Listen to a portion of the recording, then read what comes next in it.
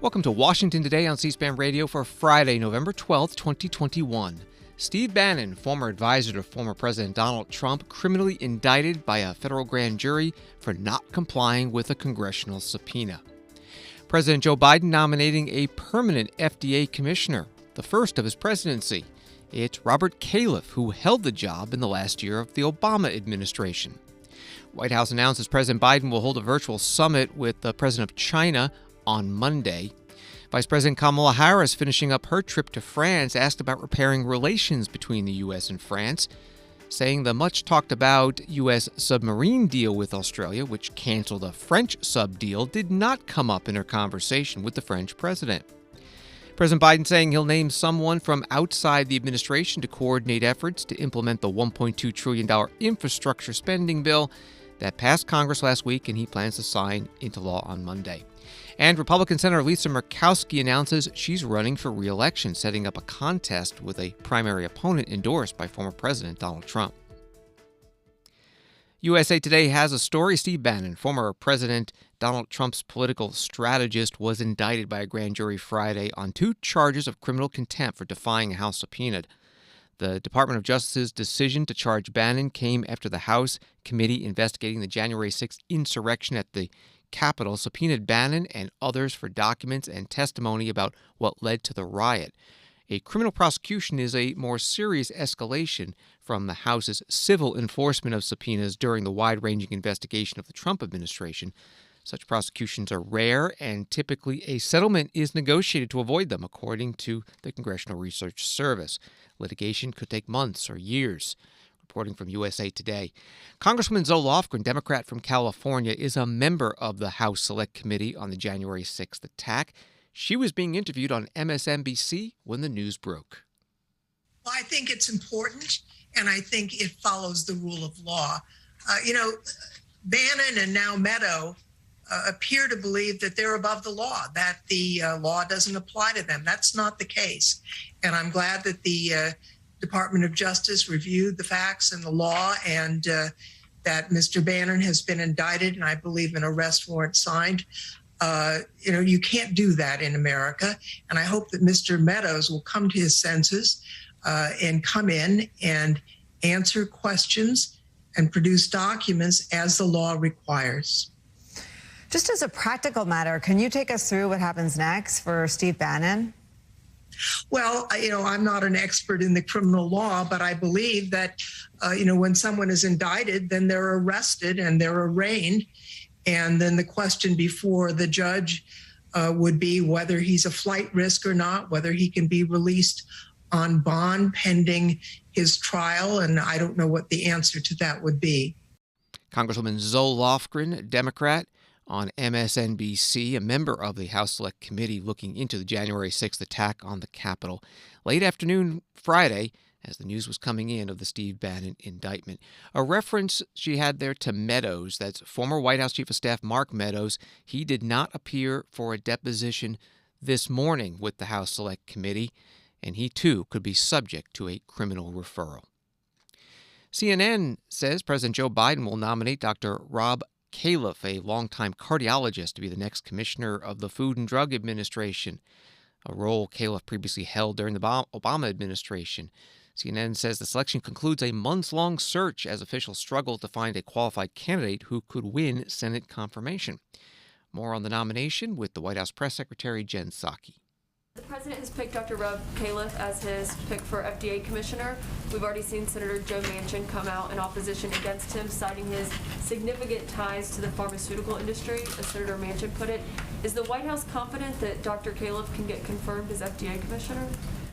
We are, and I will say that the president chose Dr. Califf, and this was in his statement, but let me reiterate some of this because he's one of the most experienced clinical trialists in the country, has the experience and expertise to lead the Food and Drug Administration during a critical time in our nation's fight to put an end to the coronavirus pandemic. I'd also note that how we see this, or how this president sees this nomination, is a continuation of what he views as excellent work under the leadership of acting FDA Commissioner Dr. Janet Woodcock, who's led the agency through a challenging time because of what's happening in the world and, of course, fighting the pandemic. I would note that 5 years ago, sorry, my math was a little off there, he was confirmed by a vote of 89-4. One of those four is the individual you mentioned, and every senator can vote for or against members or people who are nominated. That's their role, but we feel he's a qualified person who has the exact experience for this moment. White House Press Secretary Jen Psaki. Emily Kopp is a healthcare reporter for CQ Roll Call. She joins us now. You've been covering this nomination. You write that Robert Califf is seen as a status quo choice. What does that mean? Yeah, well, thank you, Michael, so much for having me. We're really talking about someone with decades of experience thinking about and working around the design and conduct of clinical trials. These are the studies that pharmaceutical companies and other stakeholders do to test whether or not a drug is safe and effective. And Califf has really published a ton of papers on this subject over his long career. One supporter I talked to today said Califf is unlikely to mess up any of the scientific terms FDA deals with because he might have coined a lot of them. This is a little bit of a contrast to his predecessor under Trump, Stephen Hahn, who was a former hospital executive and, as you might remember, very publicly fumbled data regarding the efficacy of convalescent plasma in a White House press conference, overstating how much it would help patients. So Califf, by contrast, has seen more of a status quo choice, someone who can really decipher the data when it comes to all of the important decisions FDA faces in the coming weeks and months regarding COVID-19 boosters, antivirals, and tests. And he's seen as someone by supporters as someone who really wants to bring clinical trials into the 21st century and, can hit the ground running. He's already had the position before. He served under the last year of the Obama administration. Of course, this deep resume has also brought him into frequent contact with the pharmaceutical industry. He would be in charge of regulating, which could be a point of contention during his Senate confirmation. Democratic Senator Joe Manchin of West Virginia was quick to put out a statement saying that he is opposed to this nomination. He says that Califf is not strong enough in fighting the opioid epidemic, and he has too close ties to the pharmaceutical industry. Is the nomination in trouble at all? Hard to say. Senators who are really sensitive to the opioid epidemics back home are being a little bit tight-lipped outside of Manchin. So hard to say. And it's likely that Califf will also get Republican support. He has the last time he was nominated and confirmed, he garnered, I think, 86-4 vote. That's a pretty, strong vote of confidence. However, it's going to be a really interesting confirmation hearing because, Califf's ties to the pharmaceutical industry are really deep. A research center he founded at Duke that studies clinical trial designs gets about half of its funding from the pharmaceutical industry. And he's also an executive at Verily, a Google subsidiary, so he's got some big tech ties too. And some of the innovations Califf has called for at FDA, including incorporating more real-world evidence collected from medical records, are sort of controversial. And some people could say this could actually jeopardize the quality of the data FDA receives rather than, improving it. And Califf has also accepted consulting dollars from opioid makers like Johnson & Johnson. He did have the opportunity to introduce some reforms regarding opioids during his sort of short one-year stint at FDA, but it's sort of unclear to me to what degree those were instituted because his time at FDA was so short. He also outsourced a lot of the recommendations to the national academies, which was sort of seen as a little bit unusual, and they came up with some recommendations around opioid approvals and curbing the opioid epidemic that was fiercely opposed by the pharmaceutical industry and their allies at the time. So it should be an interesting confirmation hearing, to say the least. And finally, Emily Kopp, reporter with CQ Roll Call, the nomination coming at a deadline. Explain what that's about. Yeah, so, Biden ran up really right up against the clock here under the Vacancies Act. a acting commissioner can only serve until November 15th. That's Monday. So I think it speaks to how challenging this position is at such a critical juncture in the pandemic that it's taken nearly a year to get a nominee. Acting Commissioner Janet Woodcock has sort of helmed for nearly as long as, the confirmed commissioner under Trump, Stephen Hahn. And she's had a lot of influence at the agency over the years, but ultimately she was deemed too controversial a choice to be a confirmed commissioner. So, Emily Kopp, CQ Roll Call healthcare reporter. Thank you very much. Thanks so much. As mentioned, Robert Califf served for less than a year as FDA Commissioner, February 2016 to January 2017. During his Senate confirmation hearing in November 2015, he told the committee about how his personal experiences helped shape his views about the mission of the FDA. I've dedicated my career to advancing the public health as a physician, leader, teacher, and researcher. But like each of you, my understanding of our health system was shaped by more than just my professional life. Our daughter was born with serious congenital heart disease, requiring open heart surgery as an infant. I still vividly remember the inspirational work of her doctors, nurses, and healthcare team, and the uncertainties of that experience, including the discovery that one of our daughter's cardiologists had faked his medical credentials. We experienced firsthand as a family how important it is to find a critical balance between innovation and safeguarding patients. When I started in cardiology, heart attack was the leading cause of death in America, and our understanding of it was limited. It was agonizing that 1 of 6 patients that I saw in our intensive care unit with a heart attack died during the first hospitalization. The intensely personal experience, dealing with catastrophic illness and personally witnessing the death of many people, drove us to relentlessly invent and develop effective treatments.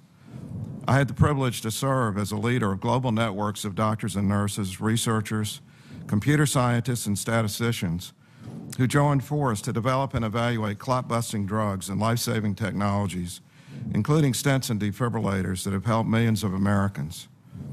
These efforts have cut the risk of death from heart disease by more than half and highlight for me the importance of bringing these advances to patients as fast as safely possible. Robert Califf testifying before the Senate Health Committee in 2015, the first time he was nominated to be FDA Commissioner. The Senate confirmed him, and he served the last year of the Obama administration. Today, President Biden nominating him to again lead the FDA. When the confirmation hearings take place, you'll be able to follow them on the C-SPAN networks. This is Washington Today. White House says President Biden will be meeting virtually with the Chinese President Xi Jinping on Monday. Washington Post writing that the meeting will be a conversation that will take place amid pledges of cooperation on climate, but persistent tensions over Taiwan, trade, human rights, and other issues. Back to the White House briefing. A question to Press Secretary Jen Psaki. Are you expecting anything sort of concrete to come out of it? Or is this really more about reestablishing a kind of a better basis for dialogue? Sure. Well, I think this is why you're asking me the question. So let me just go back just briefly of kind of what our strategy has been to date. I mean, this meeting is coming after 10 months of President Biden taking action so we can outcompete China in the long term. And that means investing in ourselves at home to strengthen our own competitive hand. It means working with our partners and allies to make sure we have a united approach and a coordinated approach as it relates to engagement with China. We, of course, believe in intense competition. We believe and understand intense competition as part of that relationship. We also believe that that requires intense diplomacy. So this is a reflection of that. And if you go back to the president's phone call on September 9th, where this was discussed, and obviously there was follow-up engagement, part of the discussion was about the importance of that leader-to-leader engagement, not because we are seeking, and we're not, specific deliverables or outcomes, more because this is about setting the terms, in our view, of an effective competition where we're in a position to defend our values, which certainly will be part of the president's conversation and those of our allies and partners, and also discuss areas where we can work together. So I would see this under Andrea as more of a continuation of that intensive diplomacy, given that we believe intense competition requires that. And I wouldn't see this as I wouldn't set the expectation, I should say, that this is intended to have, major deliverables or outcomes. Yeah, so there were reports that President Xi could ask the president to attend the Olympics in February. What kind of signal would it send if the president were to attend the Olympics, given the concerns that have been raised about China's actions toward Taiwan, its increased aggression kind of flights there in that region? Would that be a problematic situation for the president? Well, I understand why, but we're getting a few steps ahead of where we are. I will also note, for all of your planning purposes, and don't want to ruin your Sundays, but there will be a preview call of the summit on Sunday that all of you will be invited to. So in terms of the Olympics or any invitation, I don't have anything for you on that at this point. The White House Press Secretary Jen Psaki. President Xi Jinping has not left China since the beginning of the coronavirus pandemic. By the way, many White House reporters today welcoming Jen Psaki back. She has been in quarantine for 12 days after testing positive for COVID-19. Principal Deputy Press Secretary Karine Jean-Pierre has been doing the briefings in her absence. An Afghanistan update from Secretary of State Antony Blinken talking about the evacuation of U.S. citizens and Afghans who helped allies during the war. It's been about 2.5 months since the U.S. forces withdrew from Afghanistan, leaving the country under control of the Taliban. Secretary Blinken speaking during a meeting with the Foreign Minister of Qatar at the State Department in Washington. I can confirm that as of November 10th, all U.S. citizens who have requested assistance from the United States government to depart Afghanistan and who we have identified as prepared to depart and having the necessary travel documents have been offered an opportunity to do so. That includes more than 380 American citizens and more than 280 legal permanent residents whose departure we have already facilitated. Meanwhile, Qatar's support for operations at the airport in Kabul have allowed humanitarian assistance from the international community to flow into Afghanistan, including several flights from the World Health Organization carrying life-saving medical supplies for over 2 million Afghans. Today, we're signing 2 new agreements that reflect our deepening collaboration on Afghanistan. The first establishes Qatar as the United States protecting power in Afghanistan. Qatar will establish a U.S. interest section within its embassy in Afghanistan to provide certain consular services and monitor the condition and security of U.S. diplomatic facilities in Afghanistan. The second agreement formalizes our partnership with Qatar to facilitate the travel of Afghans with U.S. special immigrant visas, a role that it's already been playing in many instances, and serve as a transit point for eligible Afghans as they complete their application process. Secretary of State Antony Blinken.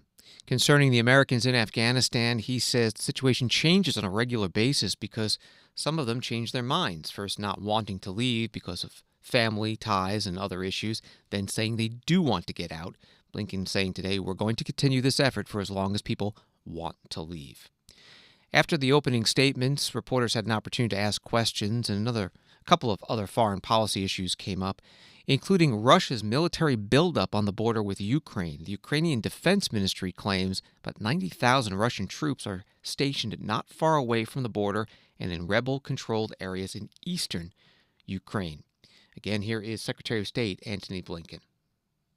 We're very concerned about some of the irregular movements of forces that we see on Ukraine's borders.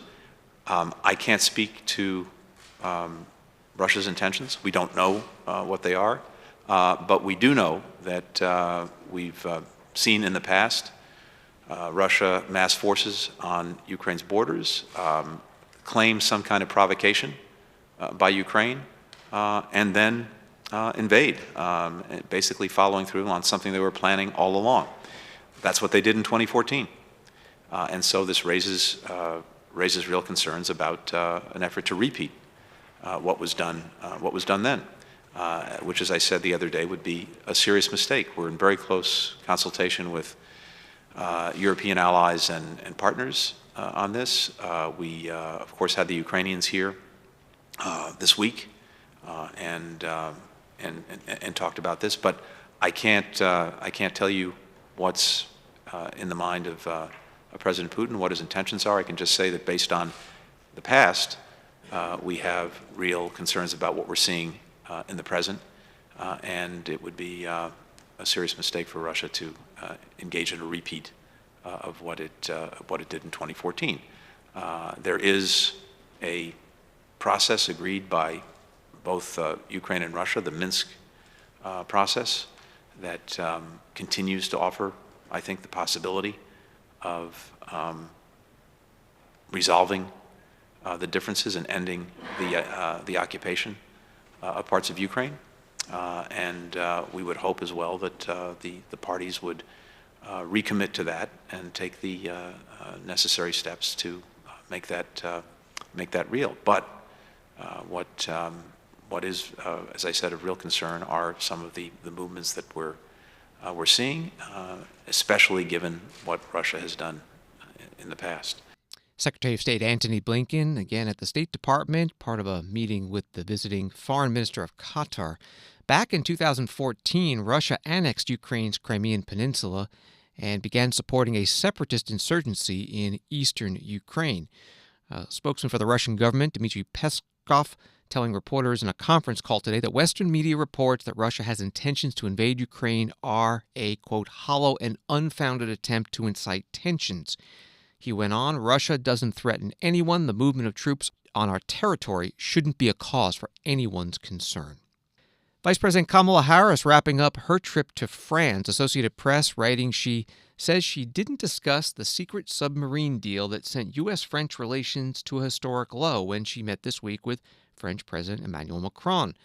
AP goes on, the secretly negotiated U.S.-British submarine deal with Australia forced a prior deal with France to be scrapped.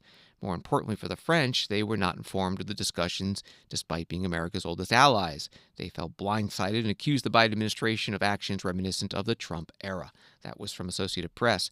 Vice President Kamala Harris holding a news conference today in Paris. Let's do our first question from Philippe Ricard from Le Monde. And I will just hold it for you. Okay. Thank you very much, Philippe Ricard from Le Monde. I have a question about the recent breach of trust between France and the United States linked to the AUKUS alliance in the Indo-Pacific. Do you believe you have done the job to try to repair the relation between Paris and Washington during your trip? Which guarantees did you give to Mr. Macron to avoid such a crisis could happen again in the next future?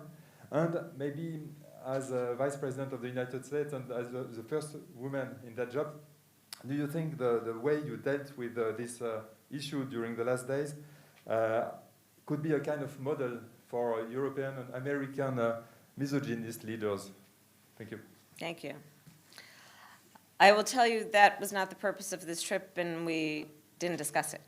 What we did discuss is the issues that are challenging us and the issues that are the basis for this relationship and the strength and the endurance of this relationship. And so I've gone through the list of those issues, and there were more. We talked about, for example, our mutual interest in the Western Hemisphere, and issues that range from what are the current challenges to what have been relationships that one could argue should be strengthened, and some might even say have been neglected. We talked extensively about our mutual interest, and in many ways a long-standing focus of France on the continent of Africa, and how obviously what happens in Africa can impact our nations, both from a security perspective and an economic perspective, but also a moral perspective. We talked about what we have as also a perspective on alliances and the strength of alliances and the importance of paying attention to those relationships and understanding the strength of them, but also the fragility of them, meaning we can't take relationships for granted. We must be present, and that's one of the reasons that I've been traveling like I have, and the President has been traveling in spite of the restrictions we've had with COVID, because we do understand the significance of being present. And as it relates to me as vice president, I think that there is no question that I am here as a representative of my country, and my presence here is reflective of the priorities that the United States has as it relates to France. Vice President Kamala Harris with reporters in Paris. One of her final events during her 4-day trip to France is an international conference on Libya ahead of elections in that country next month. Also today in Myanmar, a country ruled by its military, a court sentencing U.S. journalist Danny Fenster to 11 years in prison with hard labor, the maximum penalty under the charges against him of spreading false or inflammatory information, contacting illegal organizations, and violating visa regulations. The United States and human rights groups have been calling for his release. Washington Today continues in a minute. Sunday on Q&A, a discussion on the 14th Amendment with Professors Randy Barnett of the Georgetown University Law Center and Northern Illinois University College of Law's Evan Bernick on their book, The Original Meaning of the 14th Amendment, which they insist has been widely misinterpreted by liberal and conservative judges. Many of the criticisms that are made of our founding generation are valid. Many of them are overblown. In fact, the seeds of liberty were planted at the founding by the Declaration of Independence and eventually harvested.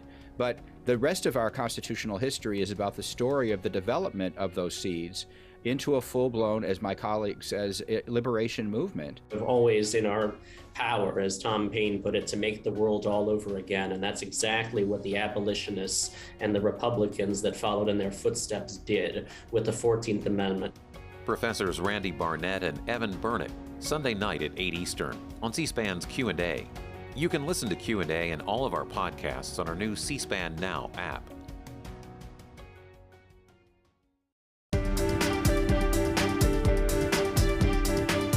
Welcome back to Washington Today, available as a podcast on the C-SPAN Now app and wherever you get your podcasts.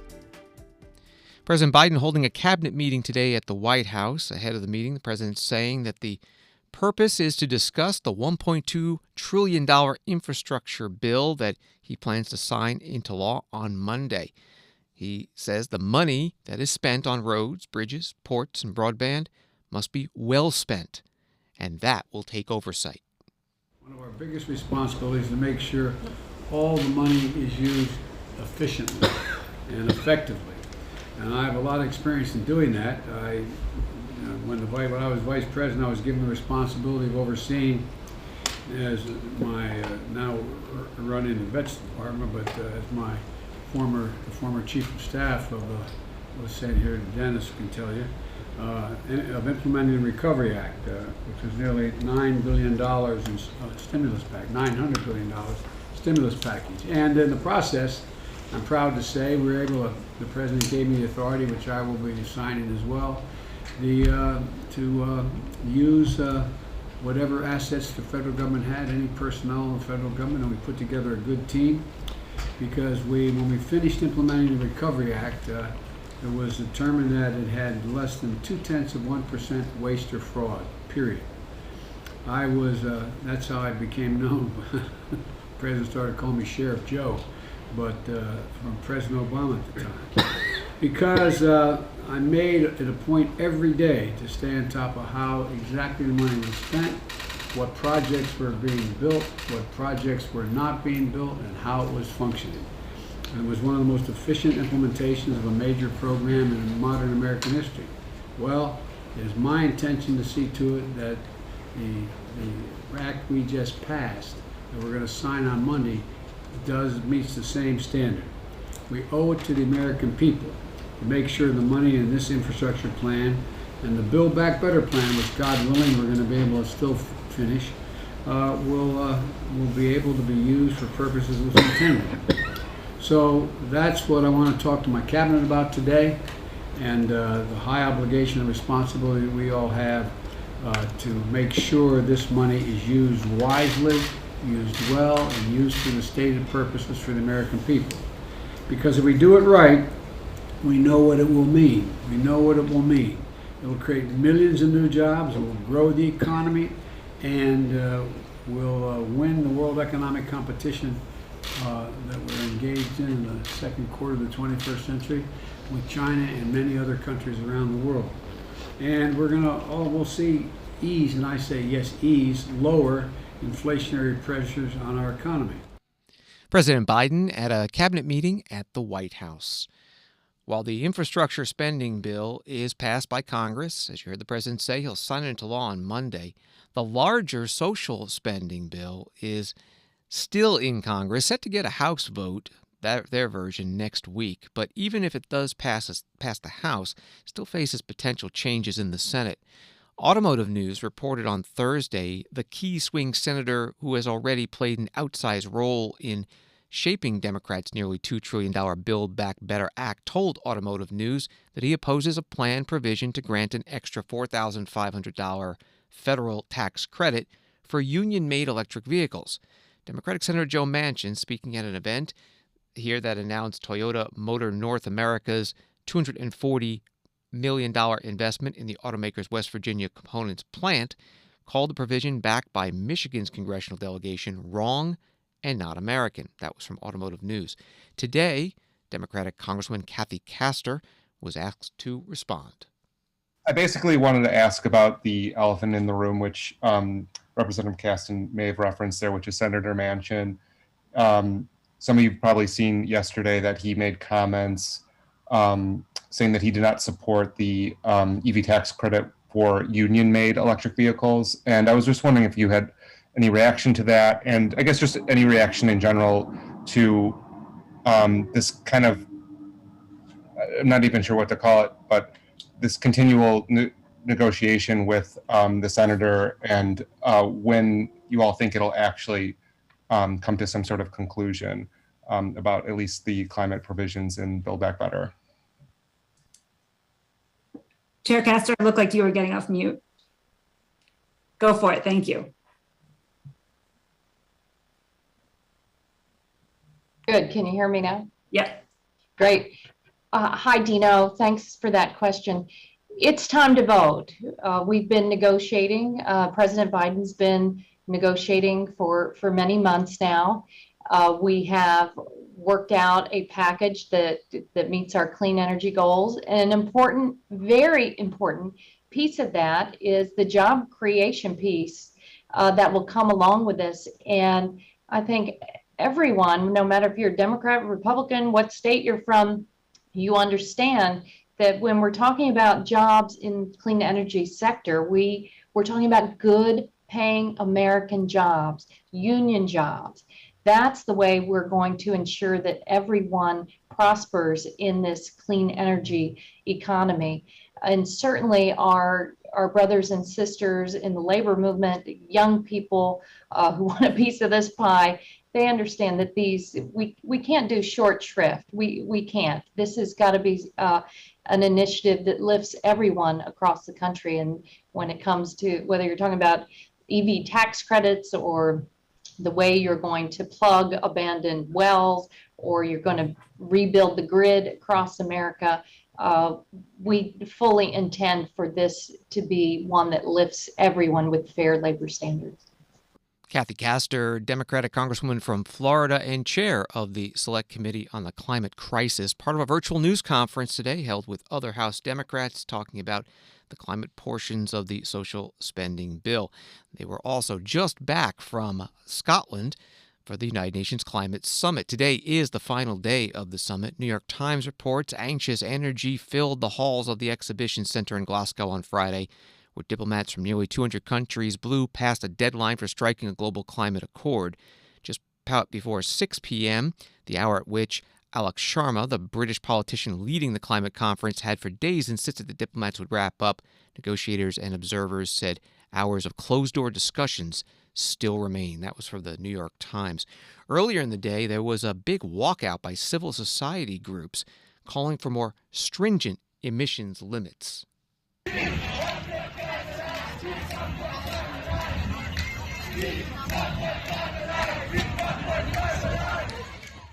The chant of Keep 1.5 Alive is a reference to the goal of limiting global warming to 1.5 degrees Celsius above pre-industrial levels. It's about 2.7 degrees Fahrenheit. Protesters representing indigenous people, farmers, youth, women, trade unions, disabled people, academics, and environmental groups part of that walkout. On Wall Street today, the Dow is up 179, NASDAQ up 156, S&P up 33. A closely watched survey of consumer confidence in the U.S., University of Michigan Consumer Sentiment Index, hitting a 10-year low in November as inflation has reached levels not seen since the early 1990s. And what is being called the Great Resignation is continuing. Another record month of people quitting their jobs. In October, another 4.4 million people. The number of unfilled jobs in the U.S. in October stayed at 10.4%. This is Washington Today. The Republican nominee for New Jersey Governor Jack Ciattarelli conceding in the closer than most people expected election 10 days after losing to incumbent Phil Murphy. Ciattarelli holding a news conference in his hometown of Raritan, New Jersey today. In this concession, he'll be referring to campaign counsel Mark Sheridan. Following Election Day, as vote by mail and provisional ballots were counted, I would speak with Mark daily and ask him a single, very simple question. Can I win the election? And if I cannot, should there be a recount? Late yesterday was the first time, based on vote counts to date, that Mark Sheridan answered no, while also saying we would continue to closely monitor the vote counts. And so, I called Governor Murphy earlier today and congratulated him on his reelection and wished him well in serving the people of New Jersey. Jack Ciattarelli. Associated Press showing him behind the winner Phil Murphy by about 74,000 votes. That's 2.9% of the total vote count. Fellow Democratic candidate Joe Biden won New Jersey in the presidential election by 16 percentage points. Jack Ciattarelli saying today that he is proud of the campaign he ran and sees no evidence of voter fraud to warrant a call for a recount. There were those who thought I couldn't win. There were those who told me I wouldn't win. Fact is, we almost did win. Why? Because every single time misguided politicians take this state too far off track, the great people of this state push, pull, and prod it right back to where it belongs, right back to where it needs to be, the common sense center. I do not see the result of this election as a failure. On the contrary, I am proud of what our campaign accomplished, proud of how we helped reinvigorate the Republican Party and mobilize new people who've never been involved before. To that end, despite those who told me, Jack, don't talk about the legislative candidate, just run your own campaign. We leaned into down ballot races, and the results were the greatest election night for Republicans in 30 years. Republicans won 8 targeted legislative races. We flipped 6 assembly seats. We defeated 2 Democrat incumbents in the Senate and picked up numerous seats in what many consider to be blue counties. And so I'm also proud that there is now greater balance of power. And suddenly, I'm hearing Trenton politicians talk about lowering taxes, the kitchen table, common sense solutions, and paying much closer attention to what it is that's really bothering everyday New Jerseyans. To those who are disappointed that I'm conceding, to those whose faith in our election system is shaken, to those who are angry that I'm not asking for a recount today, let me say this. I've worked every day and night for 22 months to become New Jersey's governor. If you think I'd be standing here today conceding if I thought I won this election, you couldn't be more wrong. I hate to lose. Ask Mayor DeSico. But I'm also someone who believes strongly in our republic and our democratic processes. Enough votes have been counted. There does not appear to be a path to victory or the basis for a recount, nor do we know of any systemic or widespread fraud. So no, I see no proof that this election was stolen. Jack Ciattarelli, Republican in Raritan, New Jersey today. With the victory, Governor Phil Murphy becomes the first Democratic governor to win re-election in New Jersey in 44 years. From NBC News, Senator Lisa Murkowski, Republican from Alaska, announced that she's running for re-election next year, setting up a fight with former President Donald Trump, who endorsed another Republican running in the GOP primary. In June, Trump endorsed another Republican for the Senate seat, Kelly Tshibaka, a few months after Murkowski voted to convict him because of his role in the January 6th attack on the Capitol. Senator Murkowski made her announcement in a video. Here's a portion. I'm Lisa Murkowski, and I love Alaska with all my heart. I'm proud to call this special place my home and honored to be your voice in the United States Senate. With your support and trust, we've accomplished a lot of great things for Alaska. I'm running for re-election to continue the important work of growing our economy, strengthening our Alaska-based military, and protecting our people and the natural beauty of our state. In this election, lower 48 outsiders are going to try to grab Alaska's Senate seat for their partisan agendas.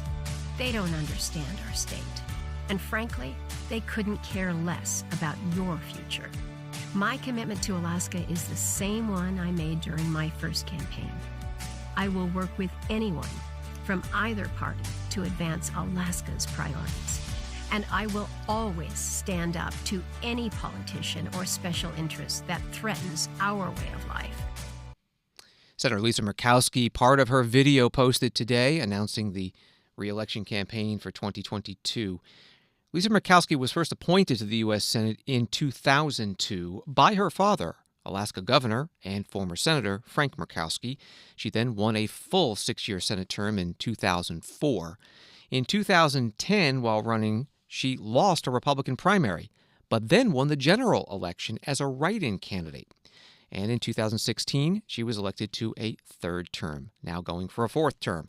Senator Rick Scott, chair of the Republicans' campaign fundraising committee in the Senate, telling NBC's Meet the Press this week that his committee will support all incumbents for re-election, including Lisa Murkowski. Thanks for listening today. For more Washington top stories delivered straight to you every day, subscribe to C-SPAN's evening newsletter word for word at c-span.org/connect. Have a good night and weekend.